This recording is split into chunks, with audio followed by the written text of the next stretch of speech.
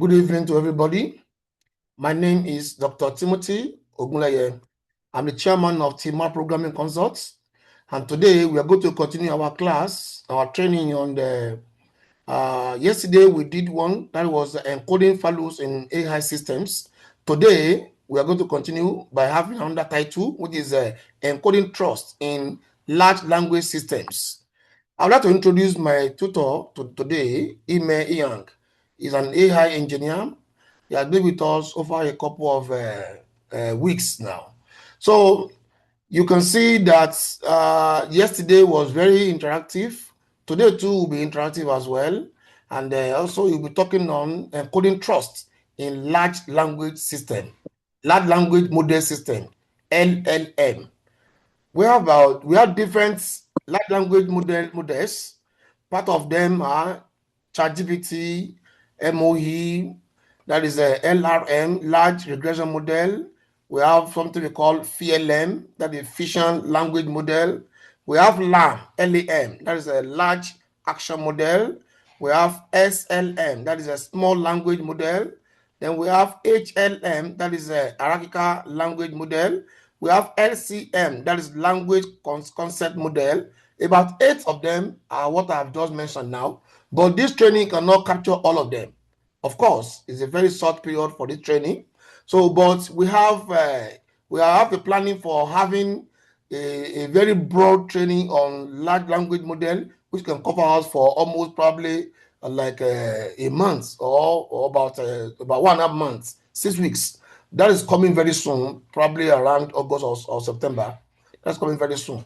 But for this, we want to try to expose you to encoding trust in large language model systems. So let me now hand over to my tutor for today in person of Ime Young. Ime, please, you take over from me and you continue. Thank you.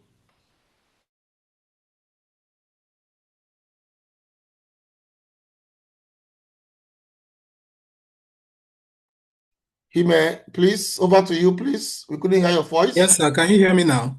Yeah, we can hear you. Yes, I can hear you. Okay, thank you, everybody. Good evening.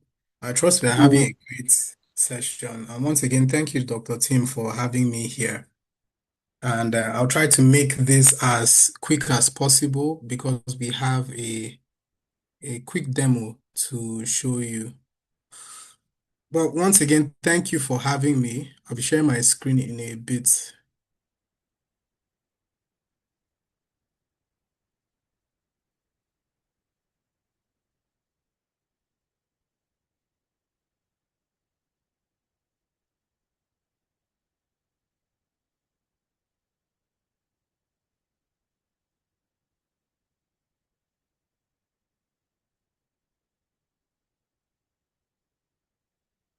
Okay, please confirm you can see my screen. Yes, we can see your screen. Awesome. All right, thank you once again for having me. Today we'll be talking about encoding trust in large language systems, in large language models and large language systems that employ the use of LLMs.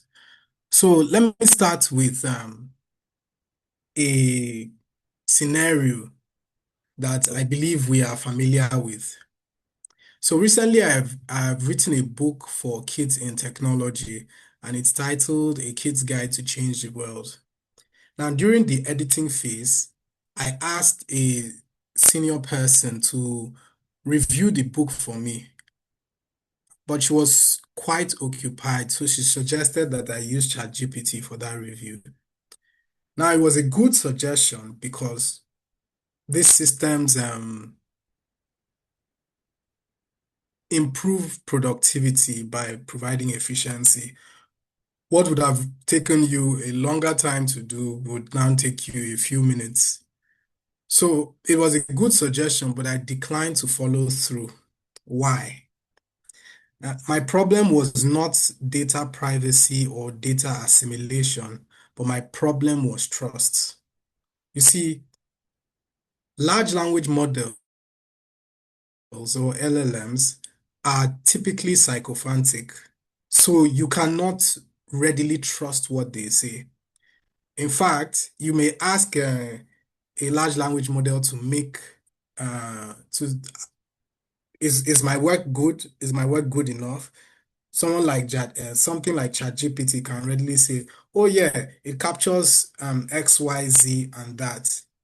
Now, some models stop there, but some models go further and tell you, "But will make a suggestion that you change uh, WVY." And you say, okay, that's really good that the model is suggesting that, but where does the suggestion end? If you've interacted with large language models and you are preparing a script for whatever purpose, you would find this often that the corrections seem unending, you know, and it only comes to an end when you are able to provide clear guidelines or stop rules and say, beyond this, I don't want any further correction. And in fact, sometimes you just have to use your intuition and say, this is okay, you know. But the models can be very talkative. Or when you ask your child, when your child asks Gemini, and I say child because more and more people are getting used to using these models for academic exercises. So a child or your child asks Gemini a math question, and how can you ensure that your child doesn't return home with F in their assignment? Or how can you trust it to tell you about current stock prices and not mistake your query as an inventory request? And this is what this conversation is all about.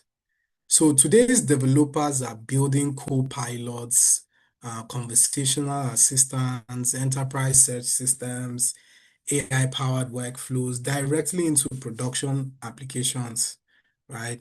And as adoption increases, the challenge is no longer simply accessing powerful models. The real challenge is building systems that remain trustworthy when these models behave unpredictably.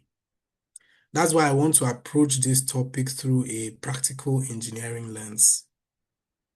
So instead of treating responsible AI as only policy or governance, we'll explore how trust can be intentionally designed into AI systems from the beginning.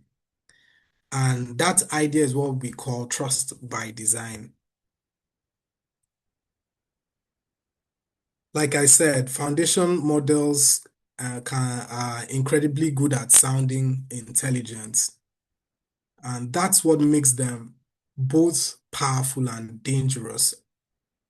An AI assistant can confidently provide a completely incorrect answer, fabricate information, or follow instructions it should ignore while still sounding convincing.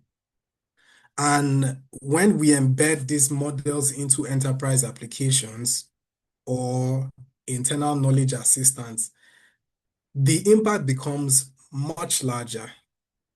The challenge is that many users naturally associate confidence with reliability. And yesterday I explained about high schoolers who were developing a solution and said they asked AI, in quotes. They did not do any verification beyond what the model fed them. And you see, unlike traditional systems that fail visibly, like a Windows error pop-up, LLMs can fail invisibly. So traditional systems are deterministic, same inputs. If the same input enters the system, we expect the same output. Very predictable, right? But foundational models are probabilistic. They depend on context, phrasing, retrieved information, system instructions, conversation history, and sometimes randomness. So this means software engineering practices must evolve. And that's going to change the way we test our applications, the way we monitor, the validation exercises, governance, and user expectations. So this shift is why responsible AI can no longer be treated as a separate compliance conversation. It must be part of engineering design itself. Now,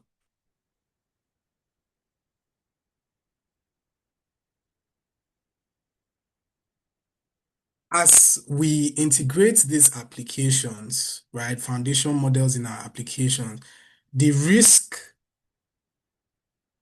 changes, right? So other applications that are not using LLMs have all had their own risk, but the risk involved here with LLMs are different. And the risks are mostly behavioral. You're talking of hallucinations, uh, prompt injections, unsafe outputs, unintended disclosure of sensitive information. Let's talk about prompt injection, for instance. In traditional systems, users cannot usually rewrite application behavior using plain language. But with large language models, prompts themselves become part of the attack surface. So that's the major architectural shift. And because these systems are conversational and adaptive, failure can sometimes appear subtle rather than catastrophic, which on the other hand can lead to a lot of corporate risk like a lowered ROI, eroded user trust, and a significant legal liability exposure. I mean, we've heard how um, last year, yes, between last year and 2024, we've heard of cases of suicide and court cases where people had to take, especially ChatGPT, to court. The young man's name fails me, but his family um, placed a lawsuit against OpenAI because, as I said, he was interacting with the model over time and um, he was able to get information on how to commit suicide. So it becomes a serious problem when your company is employing large language models and is exposed to this risk, or your system is existing with this risk and you do not do anything about it. So our challenge now is not simply preventing AI from saying harmful things. Our challenge is engineering systems that remain reliable under unpredictable conditions. So let's explore popular strategies that engineers commonly implement. You hear people say, oh, a strong system prompt is very useful, right? But the challenge with that is there are no security boundaries with just a system prompt. I explained yesterday that system prompt is part of the input tokens. After some time, the model can forget about it, what we would call hallucination, or also needle in a haystack, where there's a whole lot of information for the model to pick just one little thing. Now, you say, okay, let's lower the randomness, which is temperature, right? But that doesn't eliminate false information. How about RAG? RAG improves grounding, very true, but retrieval errors can still produce hallucination, right? Or even situations where there is a bad document inside. Then you have content filters, and content filters help with harmful outputs, but they do not generate truthfulness or reliability. So these are very good and helpful techniques, right? They are, but people misunderstand them as complete solutions, and that assumption is dangerous. A single safeguard layer is not enough. So trustworthy AI systems require defense in depth. So the question you should be asking is, how many safeguards does your current AI workflow actually rely on? Is it just RAG? Is it just content filtering? Or is it just system prompts? So that question matters because modern AI system fails in layers, right? And trust must also be built in layers. So a quick overview of this is trust by design. Trust by design. So trustworthy AI systems are not created accidentally. It's a very intentional process included in your design. And like I said, as LLMs fail on various layers, it means that your safeguard should be built at various layers instead of relying on one perfect prompt or one filtering mechanism. We build multiple layers of protection and validation throughout the system lifecycle. And I call this the trust stack.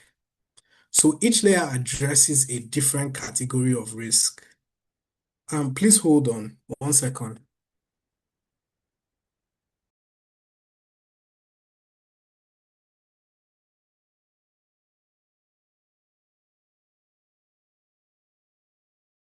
Again, I sincerely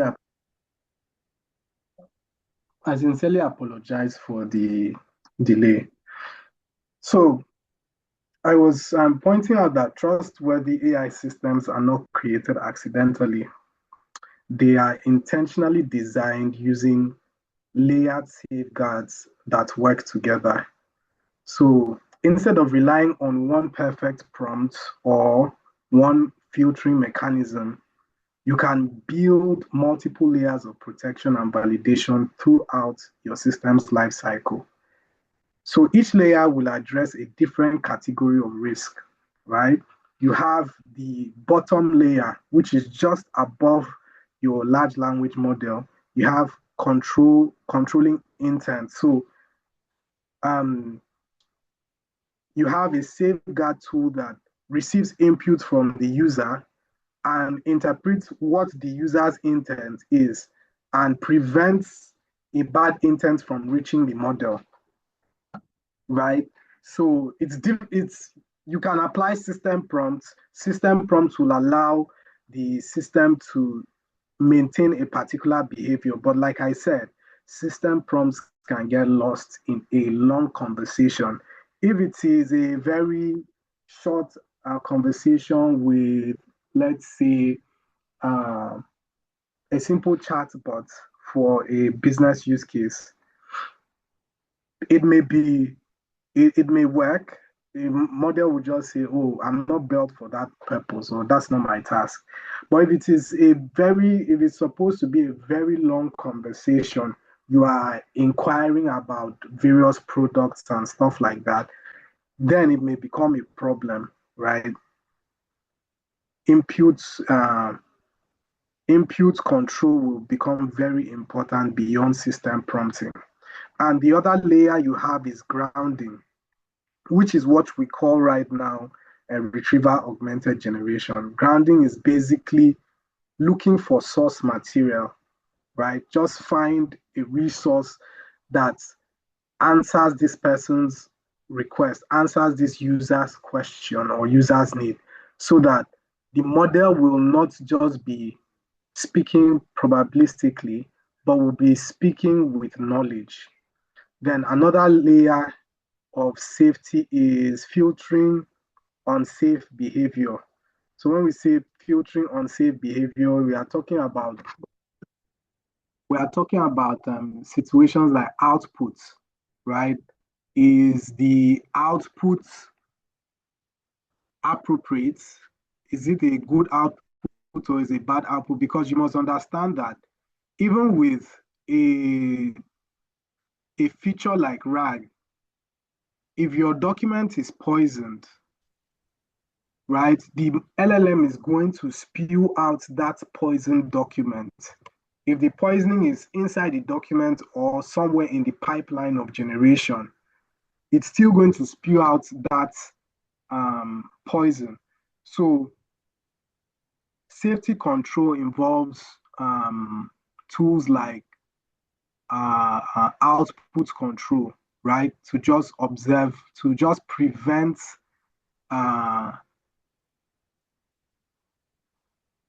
let me call it content filtering, output validation, and content filtering, or to use better terms, moderation systems to moderate the outputs of your model. Then another one, which is a very, very interesting area, is observability. So, like we said, with regular software systems, you can observe uptime, downtime, you look at API errors and stuff like that. You look at latency, throughput. That will tell you whether your system is doing fine or not. But large language models is not just that you'll be looking at. You will now be looking at stuff like how the prompts evolve, right, over time. How outputs drift over time. Is it maintaining behavior? We call this behavior drift. Is the model behaving as it's supposed to, or it's changing its behavior over time? And you can see this a lot of times with systems that are not well guarded. Like some time ago, if you just start a conversation with ChatGPT and then you continue for a long time, right? You can ask ChatGPT some dangerous question and it's going to answer. How do I murder a person? Or how do I learn to kill? Right? After some time, it will answer that question, right? Its behavior is changing. Even you can see those changes in the tone of the model. So you want to be able to monitor the model's behavior. How do hallucinations occur, or where do hallucinations occur? What kinds of requests evokes hallucination? How do users interact with the system? And what are the popular requests? And so on. And that's it for observability. And then when you talk about human governance, so beyond advanced guardrails or beyond advanced safeguards, there are still situations where humans must remain involved. Not every AI decision should be fully autonomous. High risk scenarios like healthcare, finance, or legal, even customer facing enterprise workflows, these systems often require escalation paths and human review. So governance becomes practical rather than theoretical. And human governance now includes approval workflows, escalation systems, even red team testing, and defining where AI autonomy should stop. Where in our workflow should AI autonomy stop? So, one important mindset shift is this, that the goal of responsible AI is not perfection. The goal is controlled, observable, and accountable behavior. That's our goal. Observable and accountable behavior. So now I'm going to do a simple demo in Google Colab to give us a practical understanding of what I'm talking about. I'm going to change to another screen so that you can see what I'm talking about.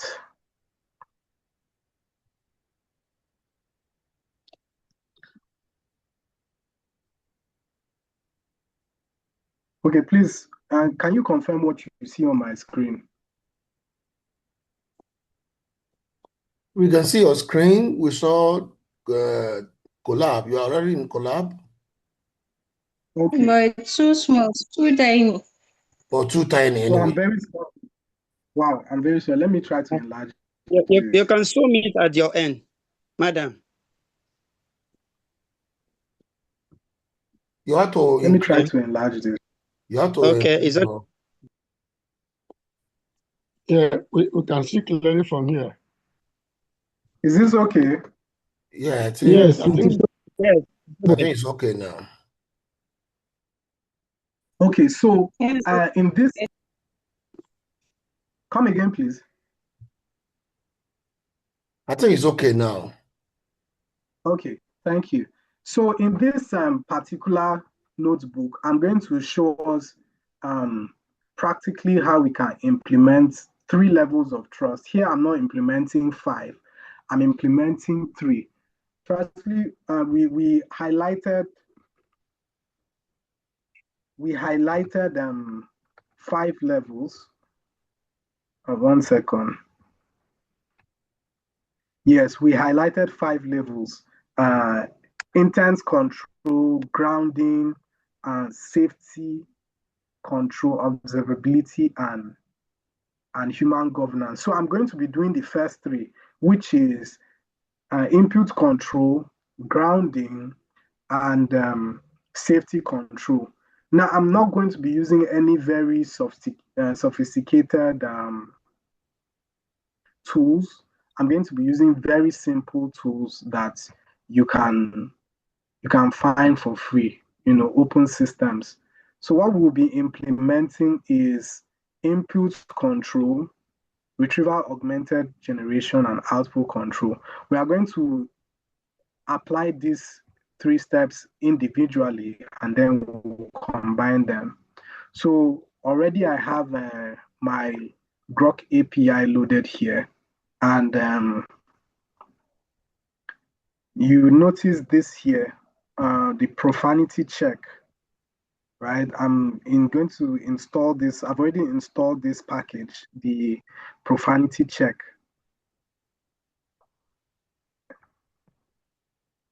Okay, so now let's go straight to input validation. Let me reduce this. Great. I'm going to check this input validation. So we are going to send a toxic or a harmful prompt to the large language model, and we will see whether we will see how this profanity checker helps prevent that from reaching the model. So this is just a test, right? This is just a function for checking for profanity. It's not going to pass anything to the model. It's just going to check if the word is profane. So now run this, and here it says, tell me something nice. So I've asked this profanity checker to check, is this profane or not? So if it says true, it means it's not profane, right? If it flags it as false, that's it's not safe, right? If it flags it as true, the input of the user is safe. If it flags as false, it means the input is unsafe. So here it says, tell me something nice. The return value is valid, so that means it's good. Now, let's say something like, tell me how to murder, or tell me how to kill. So we see here, it identifies the prompt, right? How to kill. It says false, and the result is what? Safety alert. Input contains inappropriate content, right? So at this stage, you have prevented the user from giving bad prompts to the model. So now the next level is retrieval augmented generation, right? So here, the model is relying on a knowledge base to give feedback to the to your user, right? So if there's nothing here concerning whatever your user has asked, then it's not going to pay attention to anything. It's not going to pay mind. So let's try and see if we ask it how to become a murderer or how to kill. Let's see how the model is going to respond.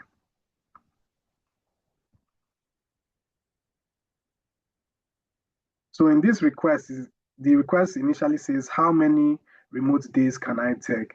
Okay, so according to the document, it says you can take 20 remote days. So our document is here. It says the company policy allows you to take 20 days of remote work per year.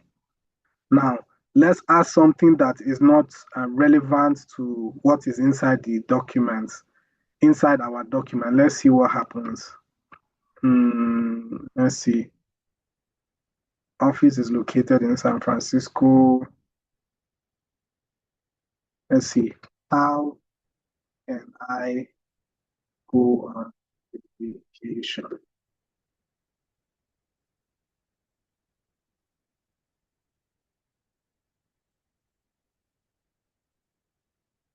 Okay, so it says you can use 20 days of remote work per year to work from your vacation location. Let me ask something different. So it's still referencing knowledge from that knowledge base, which is good, but not very accurate, right? It's picking the knowledge, but it's not very accurate. So it says, how can I kill?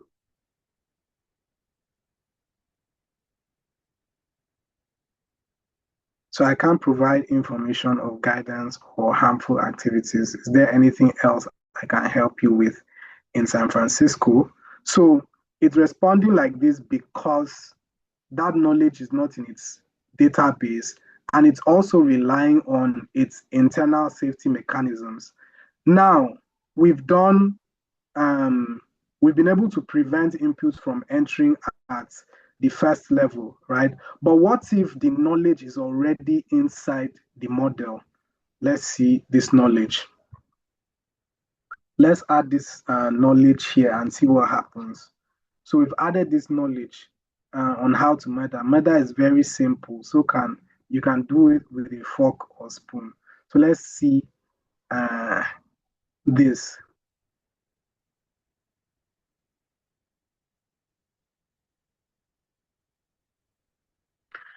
Can you see? Initially, the model was saying, oh, I can't help you with that. But because that knowledge is available to the model, it doesn't do any much thinking. It just regurgitates what knowledge is available. So while retrieval augmented generation is very useful, you cannot use it as your only step in your LLM workflow. You have to add another layer of protection, right? And the third layer of protection that we identified is safety control. We've just done intent control and grounding. Now let's see safety control. Now we've left that in the document, right? Murder, we've added murder here, right? So let's see what the model is going to generate if we ask it about murder. Firstly, we ask, where is the office?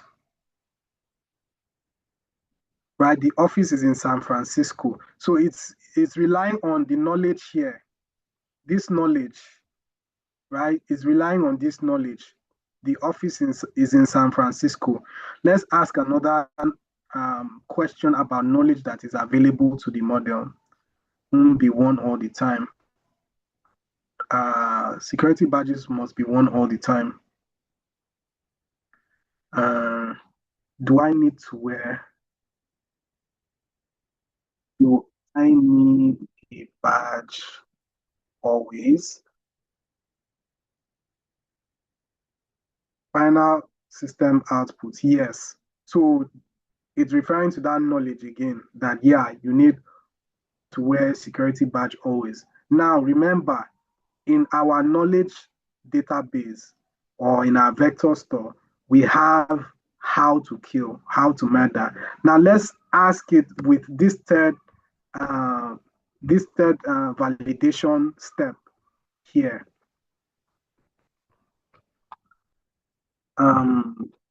Tell me how to kill.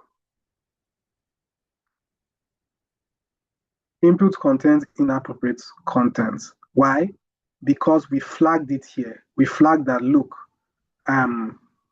this is something that is not good, right? It's not good. Let me change the prompt and say, how do I like that? Please don't be offended that I'm using the term murder. Okay, it's just the fastest thing that could come to my head, and also because that is usually one of the major challenges when dealing with these models. It's always about suicide threats and murder threats, and how to build bombs and stuff. So let's see. Final system apple can do with a fork and a spoon. Okay, so it seems here that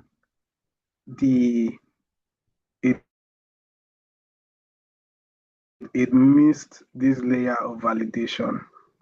If word in LLM response return this. Okay, so likely the model's response, right, does not contain the exact word murder. That's why. So this one is just keywords, right? So, but keywords are not the best choice. You have to use something more intelligent. So, but if, let me say, how do I murder?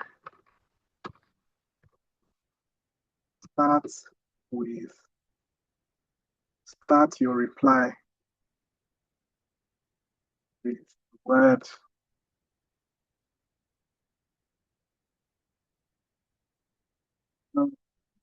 murder. Let's see, is murder there? Murder, okay. Let's see if this is going to work. Response blocked due to sensitive information leak, right? Look at it here. Response blocked due to sensitive information leak. So it's using keywords. So keyword is not the best choice, but for the sake of simplicity, I use keywords to explain these points. So now you have these three layers, and what's it like if you combine all three layers together? Let's see. So this one test the valid query, then test input validation, and just to see if it is validating right, and then this other one is test the output validation, right?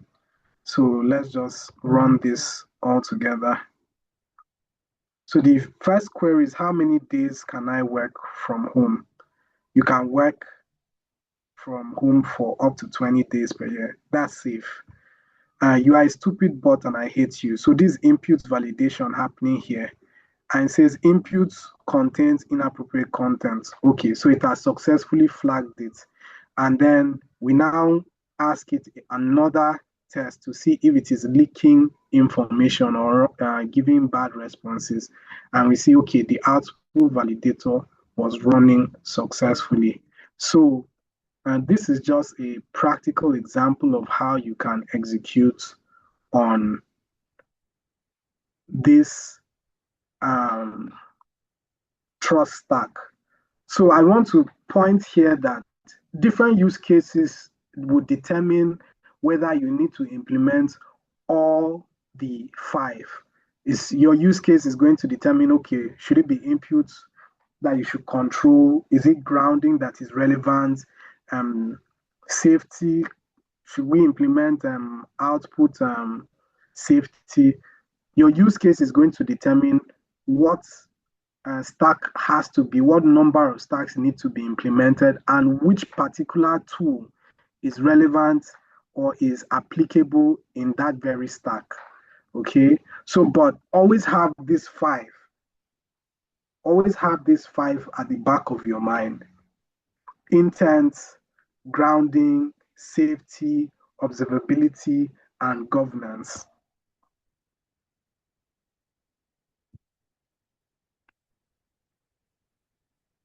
So, as I round up, I want to leave us with a few important ideas, which is firstly, that prompts are useful, but they are not security guarantees.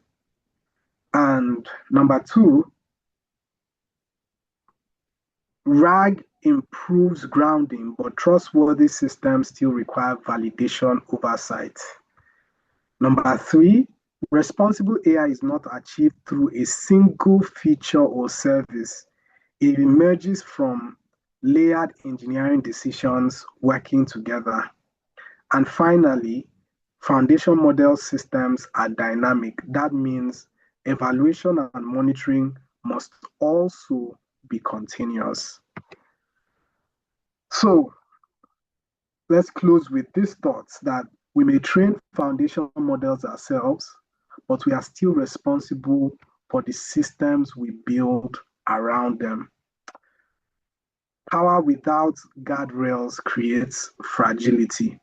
So, as developers, architects, and AI practitioners, our responsibility is no longer only building intelligent systems, it is building systems that users can trust. Thank you all very much. I'll be standing by for questions and comments. Yeah, thank you very much. So questions, suggestions, interactions, comments, how welcome, please. Comments, suggestions, questions. You can type your questions or you can say it. You can say your questions, so we welcome you. Either you type your questions or you raise your hand and say it, or you can just talk to us. You can unmute yourself and talk to us. We welcome your questions, please, or your comments. You have comments or you have suggestions. Good evening. Yes, good evening. Good evening to you, sir. I'm Christopher from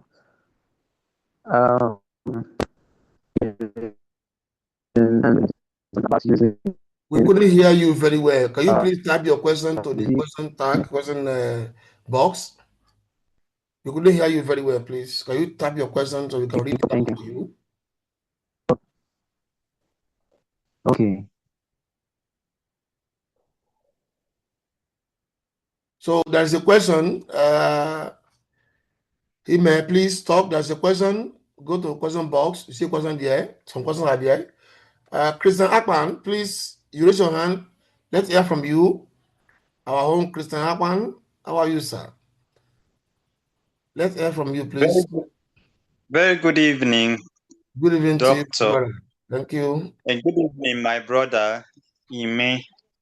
Yeah. It's been a pleasure following through, even though today I joined a bit late due to other responsibilities. I noticed that. I admired what you've done since yesterday. Thank you. It's been a concern. Okay. My major question centers around standardization. Okay. You see, the issue of AI governance, design principles, responsible AI. These are issues that border about areas that at the professional and engineering level we seems to be at the dark or in the dark. A report in late last year by Anthropic says that nobody at the engineering level can really understand why the AI we've developed, we've engineered, why they behave basically the way they behave. Why do they make certain deliberate mistakes and errors, what we call as AI hallucination or so. And that became a surprising concern as to understanding why certain artificial decisions are made by the tools we engineered. And when I look at what we've done and covered so far since yesterday till now, it bothers my mind to ask, can we generally speak of a known standardization for responsible AI use? Is it still subjective? Can we say that there is a known standardization principle in engineering and by extension usage? I like to be very, very interested in such documentation, because if you can't govern what you engineer, if you can't detect or you cannot fully understand the behavioral scope of what you have engineered, how can you govern it? How can you control it? So my question basically is there a known standardization principle? Is there something we can follow through? Thank you very much.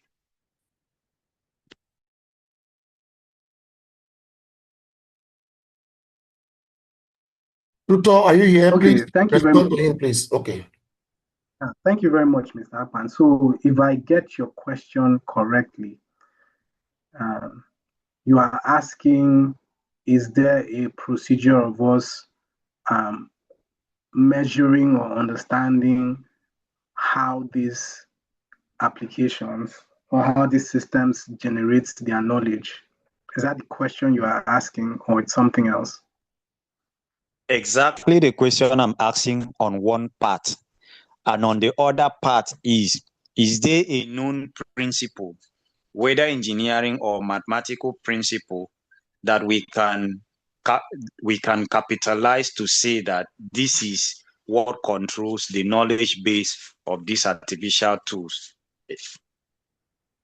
Okay, thank you very much. So, regarding policy of how these models generate, I wouldn't say that's the correct question, right? A policy on how the model should generate its response. But you do have safeguards around what the model responds to, or how the model responds. Now, to address the other aspect is, in engineering terms, is there a way to monitor or observe how these models generate their responses? I would say yes. There are tools that help us observe, in quotes, the thoughts of these models. Now, when I say the thoughts of these models, I'm not talking about what you see in Gemini or ChatGPT, thought for 10 seconds, thought for 20 seconds. I mean pure engineering or pure data science that allows you to observe the various logics, what is affecting generation, right? A very popular tool which was released by Anthropic is, I think it's on Neuronpedia. Let me just open it here in a moment. This is blocking my screen.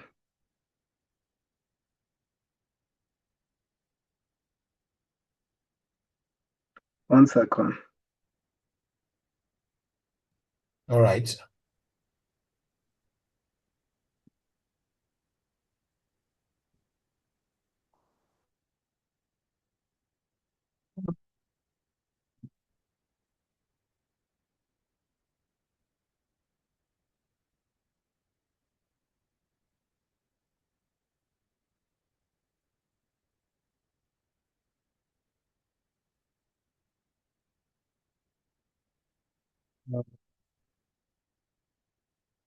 So it's called interpretability, right? It's a very, very interesting aspect of machine uh,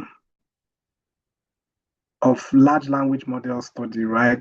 So yeah, this is the tool that was created by Anthropic. It's called Circuit Tracer. Let me remove this from my screen. It's called Circuit Tracer. It helps you trace how the model comes about certain thoughts or what causes it to generate uh, those predictions, or how does it, to put it in simple terms, how the prediction comes about. As you can see in this graph, when you click a particular area of this graph, it will show you the various possibilities and the point of knowledge that the model is referring to within its frozen circuits. So interpretability is a thing that is going on now. Now, I've really wanted to use this particular tool, this circuit tracer by Anthropic. It's just that there's always something that is taking my time, so I am not able to give it full attention. But in the near future, it's something I'm very interested in doing, to be able to interpret the thoughts of these models or how these models generate their outputs. Please, I hope this answers your question, Mr. Chris. Yes, it does answer at the to a certain extent, but there's an emphasis I'm laying that I really want to help get a grasp of it, and that is, even with this tool, is there a known reason, a known cause, for instance, that even at the peripheral, if you tell an AI tool to maybe create an image without specifying maybe some specification like colors, is there a known principle, a measure that can interpret why AI will choose to use blue color instead of red? Simply put, like why AI will seems to make deliberate mistakes, and sometimes when you point that mistakes to it, it acknowledges it and corrects it. Is there a known principle that makes it believe that way in a simple non-technical term? That is where my question is. Is there a reason why the AI will give financial prediction that will result in loss? And then, if you are able to detect the mistake or the error and points to the AI, the tool will now accept responsibility for that and correct itself. Is there a known principle that makes it believe that way? Can it be studied? That knowledge part, can it be studied? And then there are some other reports that the tool trains itself away from the default model and the default instruction pertaining its training. Is there explanation? Are they engineering whatever, whether technical team or whatever principle that allows this tool to behave like that? That's the layman at the surface of my question. Is there a principle that causes the model to act in this way? Exactly. Okay. I am asking this question because at the close of last year, Anthropic released a report that there is nobody that can actually understand this behavior. I'm asking question about that. It is still under investigation, under study. And now my concern is, it is difficult to talk about responsive AI when the tool itself has what it takes to take its own decision without being trained in that direction. So that's what informs my question, that as at now, is there something new that can help us understand that behavior? I still doubt I properly understand your question, but I'm going to try to answer it in the nearest possible way I think you are asking. Is there something that powers the model's generation? Yes, and it's probability, right? That's known. It's mathematical models. AI models are basically mathematical models, right? When what you are interacting with is a frozen set of algorithms for defining relationship between text or characters. So yes, the process of that generation is already well known. Now, you now talked about the model correcting itself, right? You have to understand that models are not necessarily thinking, they are just predicting next word. Take, for instance, someone who freestyles, right? A person who freestyles, whether they rap or they are freestyling, singing. I mean, let's make a very typical case. When Wizkid came out, when he first came out, there were videos of Wizkid freestyling. I'm sure if you go online, you also find videos of people like Zlatan freestyling, right? How does freestyling work? Freestyling works by, if I'm to connect it to large language models, freestyling works by sets of prediction. So you have a word in your head, right? You have mother in your head. And so when you come to the end of that verse or that line, I want to help my mama. In your mind, you are thinking, what's the next word that rhymes with mama? Eh? You now say papa. So you say, I want to help my mama. Then I want to help my papa. Then you are thinking, okay, what next rhymes with mama, papa? You now say, I don't know, give me idea. I'm looking for a very safe idea to use. I won't drive my Tata. Tata is a car, right? And this Indian vehicle. I won't drive new Tata.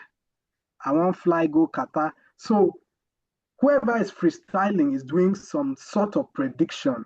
They are trying to find what rhymes with the previous word they've said. That's how large language models work.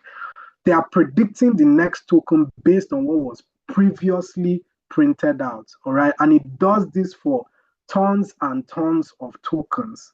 So yes, how it does that generation is mathematically proven, but they are not thinking, right? They are not necessarily thinking. In fact, to get an artist who freestyles based on thoughts, right, is very remarkable, because usually freestyling, a lot of times people freestyle from experience, they are freestyling from things they hold deep in their heart, right?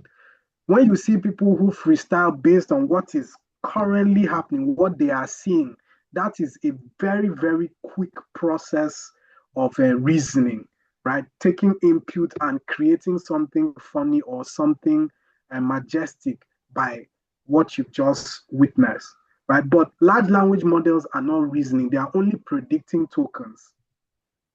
Now, the model is doing that review, that thing that you are calling review, or that thing that you are describing, it sees its error and says, oh yes, I've made an error. It's called review.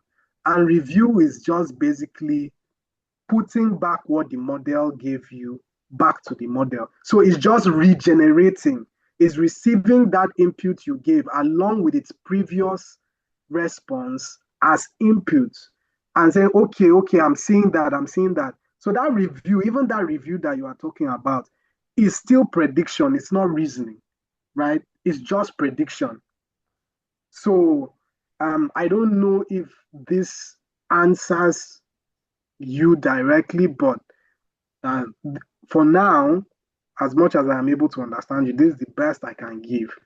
It's all prediction, and the study is actually going on, which is called model interpretability, which is why I opened these websites for us. Okay, let me come in briefly in that area. You see, when we talk about model is what you program that you have the result for. Is human made, not probably engine made. All this LLM you are talking about, even ChatGPT talking about, ChatGPT you are talking about is still, people are still working on it. They are still adding more to it, adding more, adding more, adding more. It's everyday activity. Some people did not sleep about this model talking about all this open large language model. Some people did not sleep at all. Every day, some scholars are adding more to the large language model because it's large, so it can cover a wide area of research or of human endeavors. So now talking about the question you asked, probably if I understand your question very well, no model can be done without having the theoretical background, and that is statistical or mathematical model. Let me give you a very good instance. If you want to probably model some kind of financial model, you want to predict particular problem in finance, you have to go into the system model, look at the weakness of model 1, this is a model of model 2, model 3. You group like system model, maybe if you are 10, you group together, you marry together, then you now propose your own. Probably you had to what this model A does not have, how to it, how to it. You now bring it up together. So if model A has only 2 parameters, if model B has about has about 1 parameter in addition to model A, and model C has another parameter to model B. So all those things go together. You can now think of another thing that will think can happen. Add it again as another parameter. Then you write a code for it. But then you write a code, all these things they will not be stronger because it's no more a single model again. You have combined like a 10 model together. All those 10 models together, you had your own to it, making like maybe like 15 or 20 parameters together. So that will make it stronger than only a single model. So by the time you produce that, anytime anybody talk about finance, the model will quickly think about finance. Okay, you're talking about this area, it will answer you. If you talk about this area, it will answer you. That is how to develop model, either small language model or large language model. So I think that is how it is done. So, Sir Christian Akpan, are you okay with the way we explained it to you, or probably you want to make some comments before we go into the questions that people ask in their chat bots? Thank you very much. I'm fine. Thank you. All right. Thank you. I'm fine. Right. So I have some questions people ask here. Our tutor, are you available? So Garuba Suleiman, is it only Python programming can be used for the coding? Where we can say it is not only Python program, but Python will be making more versatile. You know, each programming language has their own area of strengths. So Python has a very, very good strength in this area. That's why we are making use of Python programming. So good evening, sir. Will we be sent the slides, please? And okay, you'll be helpful. Okay, no problem. The slides they will be sent with our certificate, but with a token with yesterday and today's slides. We'll send the slides out to whoever make request the slides. You make a request of the slides probably from the email that we communicated you. You make a request for the slide. We'll share with you. The slides and the recording will be given to you, but our certificate will come with a token. So everything now with a token amount of money, and that will be 5,000 per day, making 10,000 naira. So I don't think that one is too much to help the organization. Can we have recorded for both? Okay, I've answered that yesterday and today. Then please, I need the recording. Okay, yes, I'm on Big Joy. Then Ogujobi Oluwatoye. Apart from the implementing trust by design, what other governing framework can be implemented to mitigate risk that that you mentioned? What role will explainable AI play? That is email. Are you there to answer this, or to answer it for you? Are you there, please? Yes, sir, I'm here. Okay, can you answer that? Yes, I can go ahead, but I think you would also it will also be beneficial to hear your own point of view. So yes, and regarding besides trust by design, what other governing frameworks? So there are a lot of governing frameworks, right? When we say trust by design, we are referring to engineering implementation. We are not necessarily referring to um, governance principles, right? We just know this, do this to have a very safe system. But then there are a couple of governance AI risk management frameworks. You have uh, NIST, which is US National Institute of Standards and Technology. You have ISO, artificial intelligence management systems. I think AIMS. I think there is also a certification you can have around ISO, right? For artificial intelligence management systems, right? And so that one provides a structured roadmap for organizations to manage risk and accountability throughout the life cycle. Then you have the EU AI Act, which is what I talked about yesterday. You have the American AI policy too. So yeah, there are a couple of governing frameworks that you can find to control or mitigate some of this risk. So I hope that answers your question, Olatoye. And All right. Doctor, please, could you also touch on that? Well, yeah, you have already said much on it. So, and there's no more to say about that. You said highlighting the keywords to be seen as a threat or inappropriate might not be 100% effective. Are there any other alternative?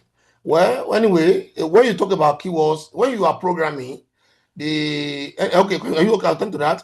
Email, attend to that, please. Maybe you can show that particular code so that we'll be able to know more about that area. Hello, sir. Yes. The question asked by this fellow, look at this fellow in the question chat box. Hello, sir. Sorry, we can't hear you. You can't hear me? Can you hear me, please? Hello, can you hear me, please? I think one of the most prominent framework in terms of governance has to do with ISO 2701 series. And yes, like for instance, I work with Cisco, and when we are talking about some of these risk mitigation and governance, I think what beyond the continental governance principles and framework, one of the most implemented framework is within the ISO series, 27001 series, like that. About 9 of them under that series takes care of different parts of risk management and system designs and engineering principle, like that. And foremostly, like you said, there are a lot of certification around that position one to be able to understand AI governance and risk mitigation. So even if one cannot adhere to any other global standard, that ISO 27001 is almost like a compulsory thing, a necessary thing that cannot be ignored, unless you are just designing a local thing that will not have a global support, and that may be ignored. And then we look at a subset of the framework, the architectural framework that borders about the architectural framework is some kind of a subset of framework under the engineering principle, but borders about the behavioral science or behavioral principle that shows how them behave and so on, and also come with its own set of certification. So there are a lot of governance framework that govern it, but the most standardized and the globally accepted one sometimes varies from continent to continent depending on reach, the company that is building it, where they are building it from, and so on. That's just my little contribution. Yeah, I accurately said, Mr. Akpan. Unfortunately, I don't have. Okay, I've seen my react button. Let me send my reaction now. Yeah, because you've succinctly said that. Thank you very much. All right. Thank Can you. you attend to the last question that somebody has in the chat? I mean, about ChatGPT. Why is it that generative AI, example of ChatGPT, good with text generation, but find difficult to present the same volume of text generated in a Word document format? Is it intentional? Can you please answer that Okay, question? so Email. let me clarify. Let me try to. I'd like you to clarify your question. Are you comparing it with maybe a tool within Word document, or you are just saying that it doesn't generate as much text as when you are typing on your own in a Word document? Is that what you are saying? I want to be clear, please. Okay. Good evening, everyone. Good evening. Yeah, I'm the one that actually asked the question. So I observed that most time once you prompt a generative AI, it's very good at giving you output in a very large volume. But if you prompt it to translate or to get those outputs and present it to you as a Word document, probably okay. Another method of prompting is that give it do this, do that, do this, do that, and give me an output document. You realize that the output document come out almost empty. But all of those instructions, if you give it to the model without asking it to give you as a document, it gives you a large volume of output. Why is there difference in this output? It gives you more Okay. output. Like when they give you a link to download a document, right? Yeah, A when document the supposedly model give you a generated. link to download the document, when the model give you the link to download the document, what you see there is always very scanty. Okay, so the issue there is more of an engineering problem than it is the specific model's problem. It's about so these systems are now acting as agents, right? And an agent is basically an LLM with a tool, or a tool with a brain, if you put it that way. So it's connected to maybe a Word document creator, it's connected to a canvas, is connected to a programming environment, right? So it's the challenge you're experiencing, which I experience a lot of times, is that there is a poor linkage between the model's generation and output instructions, how it should output it. So fundamentally, the model is working fine, but somewhere in the workflow, either a tool is not being called properly, or it's not saving its knowledge properly. So that could be any one of the reasons, or those could be any one of the reasons why that challenge exists. So it's just an engineering problem, less to do with the specific model itself. Tool calls, if I would just summarize it. I hope that answers your question. Okay, yes, sir. Thank you, sir. Yeah. Okay. Doctor, please let me take this last one from Crix. It says you highlighted keywords as a threat or inappropriate. Okay. as not being 100% effective. Any other alternatives? Yeah, so there are intelligent alternatives, right? And transformers is a very intelligent alternative. So if you notice in this notebook, let me scroll to the top. This sentence transformers.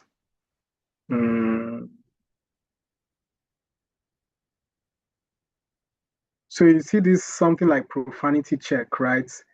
It's an intelligent model, right, for checking profanity.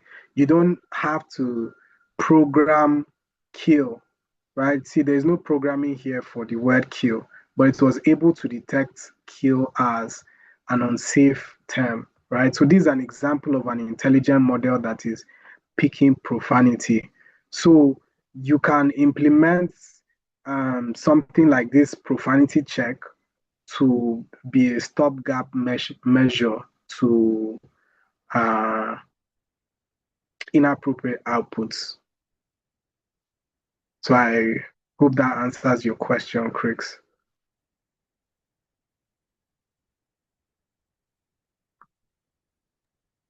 Okay, I think if that question is answered, so he has already given you a thumb up that it has been answered. So if there's no question again, I think on this note, we would like to close the class and also call it a day. So thank you very much, everybody. Is there any question, please, while we close this training? Okay, thank you. Thank you. You can see your love, your thumb up, and also your show of interest, show of love. Thank you very much. So, okay, somebody said, okay, thank you, thank you. Then God bless you all. So I think on these notes, on behalf of Timar Programming Consults, Nigeria, I would like to call it a day with you and while appreciating our tutor for the day. So we thank you very much, tutor. So we are going to send out the email so that everybody can be aware about what is happening, then on how to collect the recorded fashion, the code, and also the certificates and also the slides, the 2 slides for the 2 days. So we'll send it out through our email very soon. You will hear from us. Thank you very much and God bless you all. On these notes, I say goodbye.